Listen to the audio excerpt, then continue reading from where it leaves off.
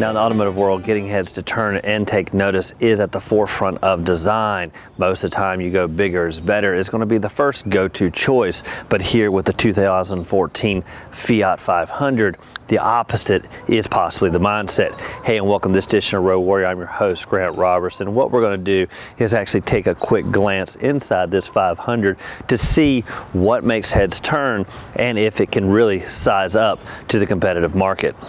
Now, to give you a little bit of a scale for reference, I measured in about 6 foot 1 inches, making this vehicle look more like a die-cast model versus a full-size vehicle. But by the real numbers, measured in about 140 inches overall with a 90-inch wheelbase. Now, for other comparisons, that really refers to a bike length and a half, maybe 4 to 5 paces of length, or maybe about the size of a king-size bed or an average couch.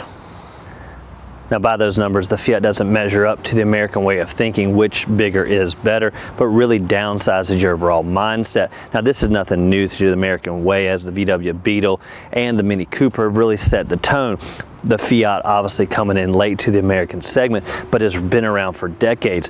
Now, when you look at the overall design impression, what I really like is they've offered a lot when it comes to the inside, because you can't really judge this book by its cover. Even though it looks fairly small, there's a lot of impact on the inside.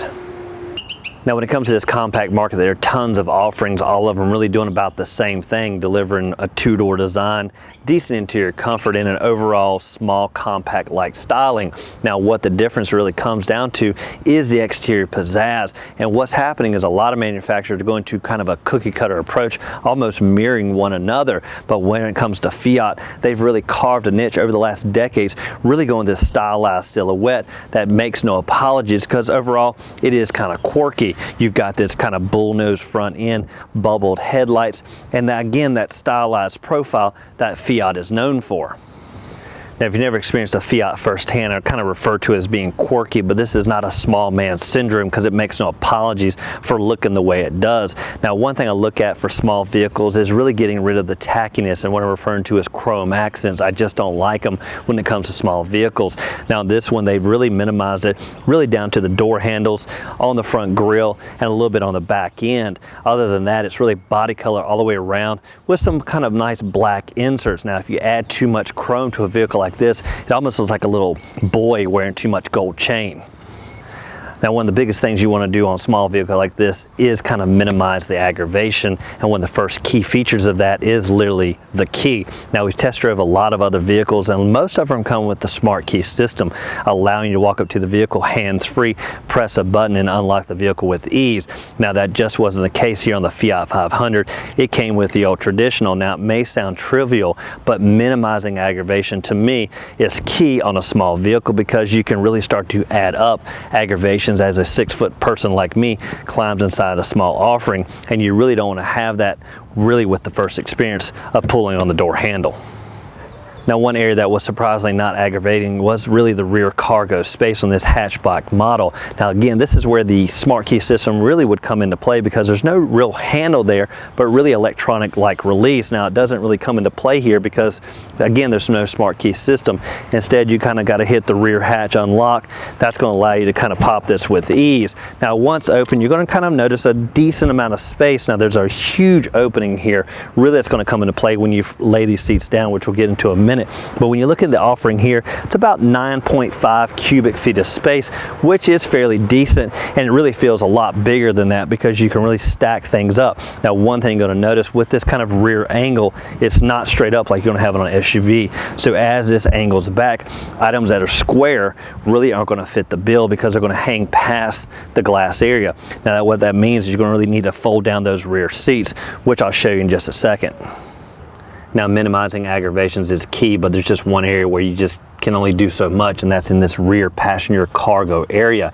Now, one thing you'll notice is this kind of small tonneau cover. When the hatch is down, this kind of hides and secures the items below from simple view as people are passing by. Now, when you want to transform this from cargo into the interior, pretty much easily pull this away, drop it down here, and that's going to allow you to kind of easily transform this. Now, one area of aggravation, of course, are the headrests in small vehicles. They're going to have to be removed. Now, you simply kind of raise them up, and you'll have a 2-button system where you have to press push up. Now, one thing to note is these are a lot easier to kind of take away once this hatches up. Once you take those away, that's going to allow you to kind of fold these seats down. Now this is where aggravation can really come into play, but it wasn't here. You simply press this button, fold these seats down, and they really tumble forward. These seat backs even being in their kind of furthest position. Now what this is going to do is really transform this into a two-seater with a lot of cargo area, and this really came in helpful when we were kind of transporting a few big items. Really, when you lay both of these down, it's easily going to more than double the amount of space, especially considering the amount of headroom you really do have back here. Now last but not least is backup safety, and a lot of these vehicles really come into the backup camera, in some cases rear sensors, but here on the Fiat 500, really with it being kind of a shoulder distance away from looking out the back, it just wasn't really needed. There's no camera here, no sensors. Now some other numbers to think about really are the wheels. They come standard with 15-inch, with these here being the optional 16 inches. Now last but not least is the ground clearance, with this vehicle really kind of snug in the road, measuring in just over 4 inches from the ground. Now the Fiat 500 comes equipped with a 1.4 liter 4-cylinder 16-valve engine in either a basic version or the turbocharged edition. Now this came with the standard model that delivered about 101 horses and 98 foot-pounds of torque. Upgrade to the turbocharged, that's going to deliver 135 horses and 150 foot-pounds of torque. Now what that meant on this kind of basic version is the power was somewhat anemic. You press the gas and kind of wait for it to eventually go, kind of a one-horse wagon-like approach.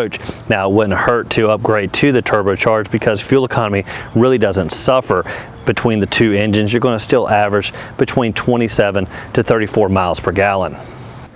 Now coupled to the engine is a 6-speed automatic transmission on this particular model with a 5-speed manual available as well. Now it's a flip of a coin which one you prefer, as I like to keep aggravation again to a minimum, so going with the automatic to me is a lot better than doing the clutch dance. Now we did test drive the 500L a few months back. It did have the manual, and I found kind of it to be a little more cumbersome, as the gear shifting offered a lot of quick throws to kind of get it going down the road. Now here on the automatic, it does have a manual-like mode. Again, I kind of avoid that because I prefer the vehicle really kind of to do all the thinking. Now what that translates to here on the automatic is that we found it again to be anemic with that 100 horsepower, really kind of just let out a lot of scream and just a little bit of roll. Now once you got it rolling, it was kind of agile, and really with this kind of short overall stance, you can really kind of turn this on a dime, literally turning around in a driveway, any little tight spots. This vehicle really kind of found its niche anywhere it went. Now climbing in such a small vehicle at 6 foot plus tall, you're going to think maybe it's just not going to fit, but really you climb inside and there was plentiful space, especially up front. Now by the legroom numbers, you're looking at about 40 inches up front. Average, kind of on the low side, maybe in a sedan, but pretty decent on a coupe like this. Now when you swing around to the back seat, that's really where it falls down to about 31 inches. Now what is great about this is a kind of a 2+2 design. You hold up to 4 people. Really with the travel of these seats, the ability to kind of slide them forward, and with pretty average space up here, you can accommodate a little bit more leg room back there. We actually fit 2 kind of average sized people back there, move these seats forward just a hair, and it was kind of quite comfortable for everyone involved. Now last but not least is the overall ergonomics of this vehicle, and kind of a little different and quirky than maybe the other vehicles you've been in. One thing you're going to notice right off the bat is that it feels regal and plush for even being a $22,000 vehicle. Everything fit and trim really is kind of upscale, if you must say. Now on this particular model, kind of a leather cloth combination, and on the dash really just nice appointments with kind of this matching body color here and nice kind of dull finishes. One thing I don't like is the kind of too much abundance of chrome. Now one thing you're going to notice is there's just really no navigation in this vehicle, and maybe not even enough space to really find it, but they fixed that. If you notice a little port right here and this little nice little device here called the TomTom navigation. Now they've made a little niche for it to kind of pop in, put it in there, it's going to power up and navigate you down the road. Now you can use that when you want to, and when you don't, you simply just press the button, pull it out, and store it away. Now what's great about that is it's not really cumbersome. Again, aggravation we want to minimize, and with the ability to have a little port there and kind of stow that away when you don't need it, because guess what gets stolen a lot of times in vehicles is those navigation units. Now on the dash is pretty much straightforward with a huge speedometer on the top and a tachometer kind of snugged in between. Now for 2014 there's kind of a standard display right there in the middle, but for 2015 I've heard they've kind of upgraded that with a 7-inch LCD display that's going to give you a lot more user information.